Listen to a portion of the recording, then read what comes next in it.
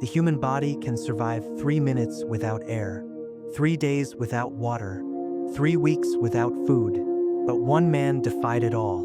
For 76 days, he drifted across the Atlantic Ocean. Alone, starving, dehydrated, hunted by sharks, scorched by the sun. No radio, no engine, no rescue in sight. This is the unbelievable true story of Steven Callahan, the man who stared death in the face every single day and won. Steven Callahan wasn't just a sailor. The sea was his church, his playground, his home. In late 1981, the 29-year-old naval architect from the United States set sail from the Canary Islands, aiming to cross the Atlantic in his small, handcrafted sailboat, Napoleon Solo. It was supposed to be a peaceful solo journey to Antigua. Warm winds, clear skies, a test of skill and spirit. For the first week, life was perfect. He cooked small meals on his boat stove, read books under the sun, watch dolphins race beside him. At night, the stars were so bright, they reflected on the waves like diamonds. But nature has a way of reminding sailors who's in control. 7 days into his voyage, in the middle of the night, a sudden bang jolted him awake. The boat lurched violently. Steven jumped out of his bunk. Water was pouring in from the starboard side. Something had struck him hard. Maybe a whale, maybe a floating cargo container. He never knew for sure. In minutes, Napoleon Solo was sinking. He scrambled to grab supplies, a spear gun, a small bag of food, a sleeping bag, a navigation chart, and his most precious lifeline, a small, yellow inflatable raft barely big enough for one person. By the time he climbed in, his boat had vanished beneath the waves. As dawn broke, he saw nothing but ocean in every direction. At first, Steven thought rescue would come quickly. Surely a passing ship would see him. Surely this would only last a few days.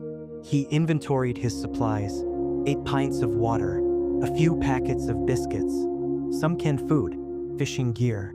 Not much, but enough for maybe a week. The first few days were calm. He rationed his food carefully, tiny bites in the morning, a sip of water in the evening. He kept the raft in good shape, patching small leaks with repair tape. But the Atlantic had other plans. On day 6, a storm rolled in. Waves as high as houses tossed his raft like a toy. Rain poured down in sheets. The wind screamed so loud, he couldn't even hear himself think. He clung to the raft for dear life, terrified it would flip over. When the storm passed, most of his food was soaked and ruined. He had lost valuable drinking water. Now, survival wasn't just hard, it was desperate. Steven quickly learned that the ocean would not feed him unless he fought for every bite. He began fishing using his small spear gun, catching mahi-mahi and triggerfish. He ate them raw. First, it made him sick, but soon his body adapted. When fish were scarce, he scraped barnacles off the bottom of the raft for food. Some days, he went to sleep with an empty stomach, his ribs poking out. Water was even harder to come by. He built a small solar still, a device that used sunlight to evaporate seawater and collect drinkable drops. It barely gave him half a cup a day, just enough to stay alive. The hunger and thirst were brutal. But the real enemy was loneliness. Days turned into weeks. The horizon never changed. He started talking to himself, singing to keep his spirits up. At times, he hallucinated, seeing ships that weren't there, hearing voices in the waves. Sharks became his constant companions. They circled the raft for hours. Sometimes they bumped it, testing its strength. Steven never let his guard down. He said to himself, "If I survive today, I can survive tomorrow." Twice, large ships passed within sight. Twice, he fired flares and waved frantically. Twice, they kept going. The disappointment was soul-crushing. He cried.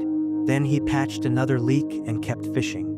By now, his body was a skeleton, sunburnt, dehydrated, and weighing just 105 pounds. But his will to live was unbroken. On day 76, off the coast of Guadeloupe, a group of fishermen saw something unusual. A small, battered yellow raft drifting slowly. As they got closer, they saw a bearded, weather-beaten man inside, waving weakly. Steven Callahan alive. He had traveled over 1,800 miles from where his boat sank.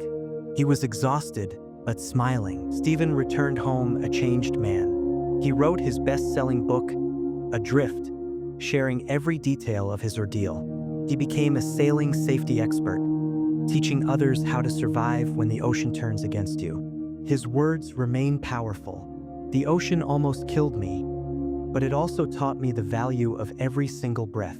This is more than a survival story.